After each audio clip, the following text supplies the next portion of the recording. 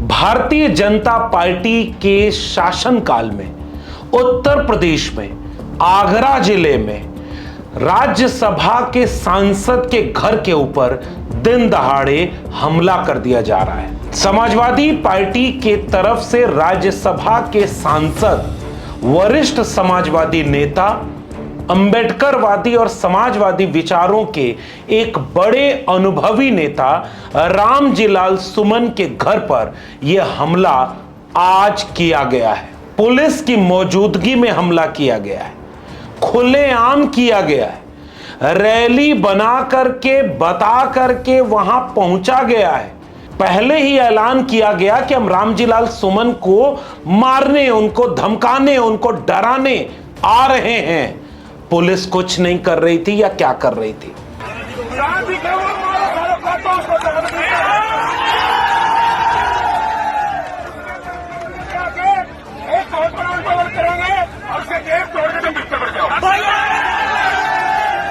थोड़ी सी पुलिस घर के पास मौजूद थी, हमला हो गया, लोगों को घर तक पहुंचने दिया गया। हमला करके वो लोग बड़े आराम से वहां से गए। आखिर में कुछ वीडियोस आई कि पुलिस ने थोड़ा बल प्रयोग किया। यह उत्तर प्रदेश में भारतीय जनता पार्टी के राज में हो रहा है। एक सांसद के घर के ऊपर हमला। और जो रामजीलाल सुमन जी के साथ घटना हुई है, निंदनीय है, दुखद है। एक दलित सांसद जो बहुत ही अनुभवी हैं, बहुत सीनियर हैं, उनके घर पर तब अटैक होना जब मुख्यमंत्री वहीं पर हैं। इसका मतलब मुख्यमंत्री जी की सहमति से हुआ है। ये जो जीरो टॉलरेंस की बात करने वालों का जीरो टॉलरेंस ही जीरो हो गया है। कहानी केवल इतनी है कि हिंदू बनाम मुसलमान की भारतीय जनता पार्टी की राजनीति में कई बार विपक्षी दल के लोग जवाब देने के लिए कुछ तथ्य परक अगर कोई बात कह दें तो उसको लेकर के विवाद हो जा रहा है। मुंबई से लेकर के राज्यसभा तक बीते दिनों औरंगजेब से लेकर के हिंदू मुसलमान के इतिहास के पन्नों को पलटने की जो भाजपा की कोशिश है, वो कोशिश विपक्ष समझता है। वो जानता है कि मौजूदा वक्त के बुनियादी सवालों में भारतीय जनता पार्टी जब बुरी तरह से फेल होती है तो बार बार इतिहास के पन्नों में पलट कर जाती है। भारतीय जनता पार्टी की तरफ से इस तरह की बिसात बिछाई जाती है। विपक्ष उस पर अपना कोई भी तथ्य रखे, बीजेपी उसे एक तरह से ही पोर्ट्रे करेगी। ऐसे वक्त में रामजीलाल सुमन ने एक बात कही राज्यसभा में खड़े होकर, जिसे आपको पूरा सुनना चाहिए। ये देश किसी के बाप का देश है। हिंदुस्तान में विभिन्न जातियों के धर्मों के लोग रहते हैं। इस देश की मिट्टी पर जितना अधिकार हिंदू का है, उससे कम अधिकार हिंदुस्तान के मुसलमान का है। राष्ट्रीय आंदोलन में हिंदू, मुसलमान, सिख, ईसाई सब लोगों ने तिरंगे झंडे के नीचे एक कौम बनाई। एक तो ये बीजेपी के लोगों का तकिया कलाम हो गया है सभापति महोदय कि मुसलमान, इनमें बाबर का डीएनए है। उप सभापति महोदय, मैं जानना चाहूंगा कि बाबर का डीएनए मुसलमान में है। हिंदुस्तान का मुसलमान तो बाबर को अपना आदर्श मानता नहीं है, वो तो मोहम्मद साहब को अपना आदर्श मानता है। सूफी संतों की परंपरा को अपना आदर्श मानता है। वो सूफी संतों की बात कर रहे हैं, वो इस देश के मुसलमानों की देशभक्ति की बात कर रहे हैं। वो इस देश में कौन हिंदू मुसलमान कर रहा है, इस साजिश और सियासत की बात करते हुए एक वाक्य बोलते हैं जो बहुत सारे लोगों ने सुना था। बाबर को भारत बुलाने वालों में राणा सांगा का नाम आता है। लेकिन सभापति महोदय, मैं जानना चाहूंगा कि बाबर को लाया कौन? बाबर को इब्राहिम लोदी को हराने के लिए राणा सांगा लाया था। तो मुसलमान तो बाबर की औलाद हैं और तुम गद्दार राणा सांगा की औलाद हो, ये हिंदुस्तान में तय हो जाना चाहिए। अगर बाबर की तो आलोचना करते हैं, राणा सांगा की आलोचना नहीं करते। अब आपने रामजीलाल सुमन का ये पूरा वाक्य सुना, इसके बाद विवाद हो जाता है। इस बात को लेकर राजपूत संगठनों में नाराजगी हो जाती है। उनका कहना यह है कि उनके नायकों के साथ अपमान का यह वाक्य बोला गया है। पहले वो कहते हैं माफी मांगे, अगले दिन रामजीलाल सुमन संसद परिसर में फिर से अपनी बात को स्पष्ट करते हुए कहते हैं, राणा सांगा बाबर को लाए थे इब्राहिम लोदी को हराने के लिए। यही मैंने कहा था, और मेरा मकसद किसी की भावना को ठेस पहुंचाने का नहीं था। मैंने कोई किसी धर्म या किसी व्यक्ति के खिलाफ कोई टिप्पणी नहीं की, और मैं अपने बयान पर अभी भी स्टैंड करता हूँ। आप वो माफी की मांग कर रहे हैं आपसे? कई बात की माफी? किस बात की माफी? ये ऐतिहासिक संदर्भ है, मैंने उसका हवाला किया, माफी किस बात की? उन्होंने साफ तौर पर यह बात कही कि इस देश में हिंदू मुसलमान करके भारतीय जनता पार्टी वर्तमान के सवालों से भटका करके इतिहास के पन्नों में बार बार ले जाती है और इतिहास के पन्नों की आधी अधूरी और गलत व्याख्या करके इस देश में हिंदू बनाम मुसलमान की राजनीति करना चाहती है। देखिए, मैं किसी की भावना को ठेस पहुंचाना नहीं चाहता। इतिहास के बड़े मुद्दों को अगर वो उठाएंगे तो प्रतिपक्ष के सामने भी मजबूरी हो जाएगी।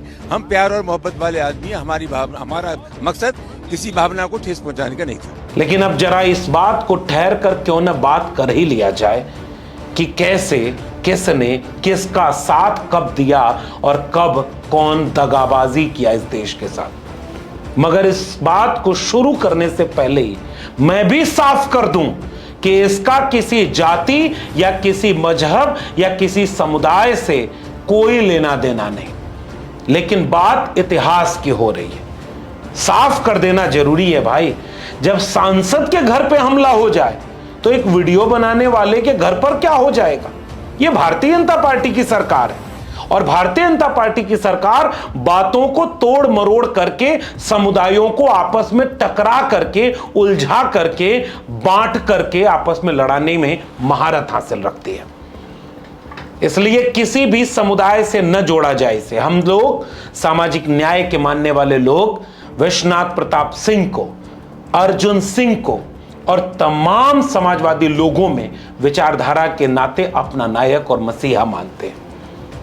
इस देश के इतिहास में उन तमाम शूरवीरों को हम सलाम भी करते हैं जिन्होंने वीरता से इस देश के लिए लड़ाई लड़ी। फिर जरा ठहर कर देखिएगा कि देश का मतलब उनके लिए क्या था, क्योंकि आधुनिक देश तब नहीं था, वो राजाओं का लड़ाई होती थी। इसीलिए तो बाहर से कोई आक्रमणकारी जब नहीं आता था तो भी एक राजा पड़ोसी राजा से लड़ता था। वो लड़ाई न धर्म की थी न मजहब की थी, राजाओं की लड़ाइयां राजाओं के हितों के टकराने की हुआ करती थी या अपने वर्चस्व की होती थी। इसलिए कोई भी राजा अगर लड़ रहा है तो उसे राजा की लड़ाई की तरह देखा जाए। इस निवेदन के साथ जरा इतिहास के पन्ने भारतीय जनता पार्टी बार बार पलटवाना चाहती है, उसे उसी में मजा आता है, तो जरा इस इतिहास के पन्ने को क्यों ना थोड़ा सा पलट लिया जाए।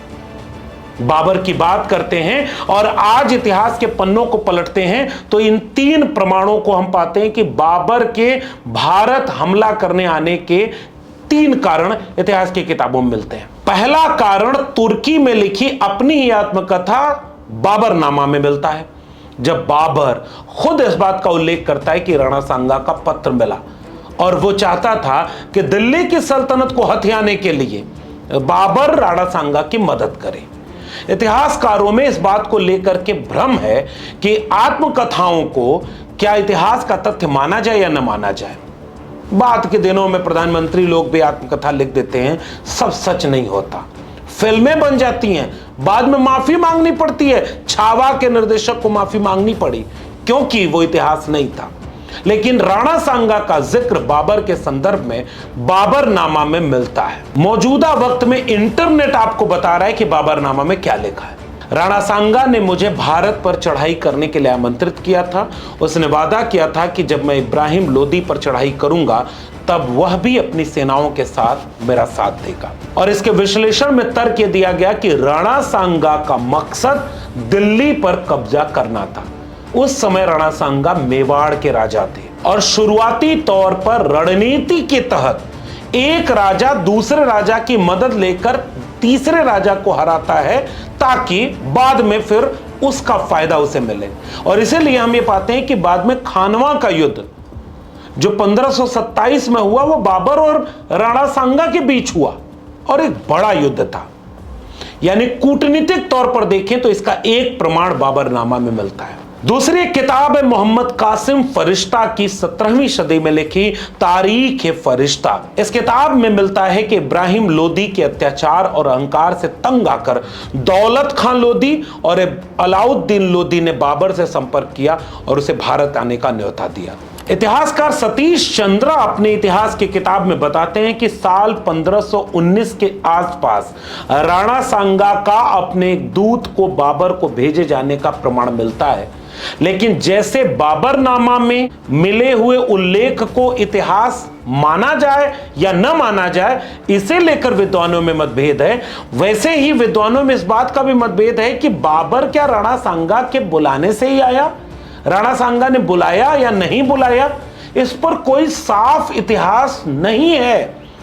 एक स्कूल ऑफ थॉट कहता है कि राणा सांगा ने बुलाया, और लेकिन बाबर के यहां आने का मूल कारण राणा सांगा को बुलाना मात्र ही नहीं है। रिचर्ड ईटन और सतीश चंद्र जैसे आधुनिक इतिहासकार मानते हैं कि बाबर का भारत आना केवल निमंत्रण की वजह से नहीं था, बल्कि उसकी खुद की महत्वाकांक्षा और तैमूरी परंपरा की पुनर्स्थापना भी अहम वजह थी। अब इतिहास को इतिहास की तरह क्यों न पढ़ा जाए? क्या इस बात को मानने में कोई गुरेज है कि ताकतवर दिल्ली सल्तनत को कमजोर करने के लिए दूसरे राजपूत राजाओं ने बाकी राजाओं के साथ गठजोड़ किया होगा? गठजोड़ नहीं किया, नहीं बुलाया, इसका कोई ठोस प्रमाण नहीं है। अगर बाबरनामा में यह बात लिखी गई है तो यह गलत भी हो, सही भी हो, इन दोनों बातों को कैसे माना जा सकता है? लेकिन जो लोग ये कह रहे हैं कि इसका कोई प्रमाण ही नहीं है, इसके दो प्रमाण हमने आपके सामने रख दिए। हां, लेकिन इस बात को भी हम साफ कहते हैं कि विद्वानों ने यह बात स्वीकार इस तरह से नहीं की कि राणा सांगा के बुलाने से ही बाबर आया। उसके कई और वजह हैं, इसलिए इतिहास के पन्नों को भाजपाई जब पलटे तो कायदे से पलटे और थोड़ा और पलट लें। मुगलों और मुसलमानों का भारतीय राजाओं ने कब कब साथ दिया? मोहम्मद गोरी के सामने जयचंद कौन था? आज भी कहावतों में आप सुनते हैं कि ये जयचंद है हमारे घर का।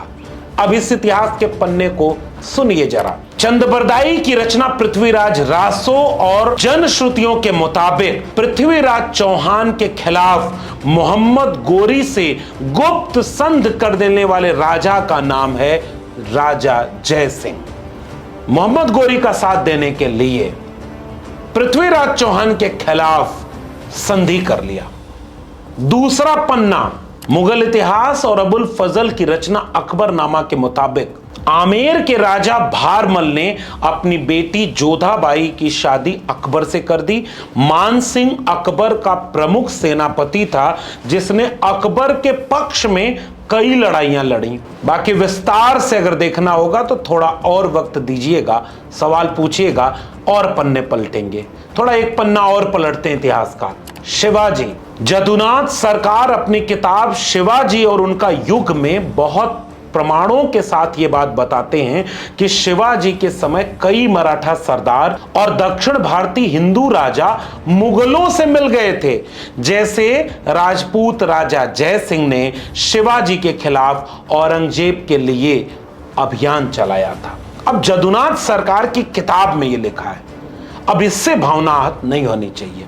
पिछली वीडियो में मैंने यह भी बताया था कि शिवाजी की तरफ से कई मुसलमान भी लड़ाई लड़ रहे थे, उनका साथ दे रहे थे, और शिवाजी के खिलाफ कई हिंदू राजा भी थे, क्योंकि ये लड़ाई धर्म की थी ही नहीं, ये लड़ाई राजाओं की थी। जो ताकतवर था वो अपने से ताकतवर के खिलाफ कूटनीतिक रणनीतिक चालें चलता था, क्योंकि जीतना सबको था। थोड़ा एक पन्ना और पलटते हैं इतिहास का। इरफान हबीब की किताब अर्ली हिस्ट्री ऑफ दिल्ली सल्तनत बताती है कि जब कुतुबुद्दीन ऐबक ने दिल्ली में सल्तनत स्थापित की तो कई छोटे हिंदू राजा और जमींदार उनकी अधीनता स्वीकार कर लिए और तुरंत टैक्स वसूलने का काम करने लगे। यानी हिंदू ने हिंदू के खिलाफ जाकर मुसलमानों के सरकार में शामिल होकर मलाई खानी शुरू कर दी थी।